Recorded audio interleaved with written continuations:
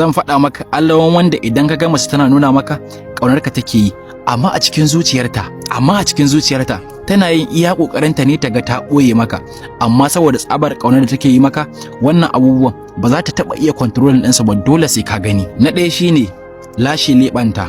Ƙwararru akan body language sun ce idan mace tana lashe leɓanta a lokacin da kuke tare, wannan alama ce ta mace tana da interest a kanka, saboda irin wannan alama ce ta interest wanda hakan yake nuni da you are very attractive to her. Na biyu shine a lokacin da kuke tare da ita za ka kamar ta takura ta hanyoyi kala-kala. Misali shine ko ta dinga yin zufa ko kuma muryarta ta dinga yin rawa a lokacin da kuke yin magana. Idan hannunta yana yin rawa kuma muryarta tana yin rawa a lokacin da kuke yin magana, wataƙila hakan yana nufin tana da interest a kanka, amma tana ƙoƙarin ta ɓoye maka. Amma a hankali idan kai haƙuri za ta fara sakin jikinta da kai.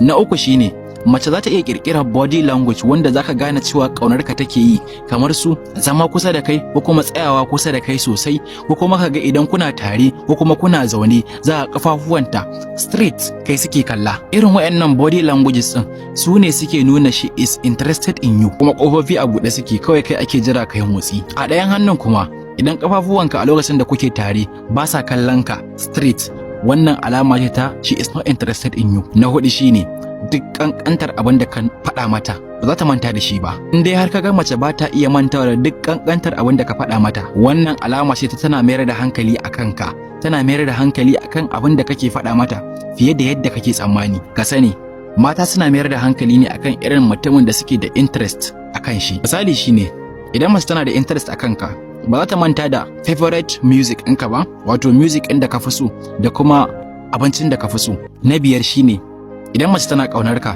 za ta zama mai yabanka amma indirect, ma'ana mace za ta zama mai yabanka amma ba kai tsaye ba, kamar yaban aikinka ko kuma yadda kake gudanar da aikin naka, amma ba kai tsaye ba. Na shida shine za ta dinga satar kallon ka.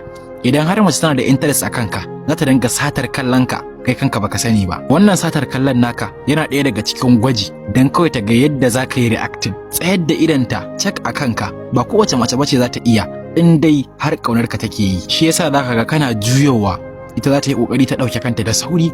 Idan har ka kama mace tana kallon ka amma sai ta yi sauri ta ɗauke kanta, wannan yana nuni da kana da babbar dama a wurin mace, amma ƙoƙari take ta ɓoye maka. Na bakwai shine za ka ga mace tana murmushi idan har ta ganka. Murmushin mace yana ɗaya daga cikin manya-manyan makamanta. Idan har kullum kuka haɗu sai ta yi murmushi, wannan yana ɗaya daga cikin alama, amma ƙoƙarinta shine ta ɓoye maka. Wannan alamar za ka iya saka shi a cikin kategori ɗin irin matan da suke ƙaunar ka, ko kuma irin matan da suke ƙaunar namiji amma tunaninsu da mentality ɗinsu shine wannan namijin ya fi ƙarfin ajinsu, ba sa'ansu ba ne, amma ta hanyar yi maka wannan murmushin take son ta samu kusanci ta abota da kai, da sa ran kai za ka fara yin first move ɗin, kai za ka fara bibiyar ta kenan ka bayyana abin da yake cikin zuciyarka ba tare da ita ta yi wani motsi daga wurinta ba. Tabbas murmushi zai iya zama saboda wani dalili ne daban. Za ta iya yiwuwa kawai daɗi take ji idan ta ganka, ko kuma daɗi take ji idan tana tare da kai, amma abin da ya kamata ka mayar da hankali ka duba shine ya yawan murmushin nata yake idan kuna tare. Idan har murmushin nata ko da yaushe ne aboki da, wannan babbar dama ce wadda take nuni da tana da interest a kanka, kawai kai move ɗin mutumina.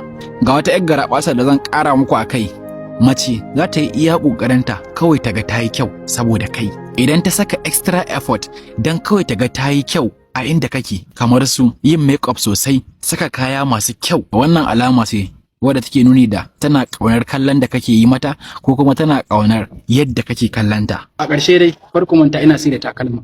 Ina sai da takalma akan farashin sari, ina sai da takalma pieces. Farko manta wannan takalman saboda Allah bai azarta ni da shago bane ba, amma idan kana son takalma ka shiga profile ɗina ka ɗauki namba ta kawo magana a WhatsApp. Akwai hotunan takalma kala-kala wanda zan tura maka ka zaɓa. Idan kuma nan sun yi maka, kawai ka ɗauki namba ta a profile ɗina ka yi min magana.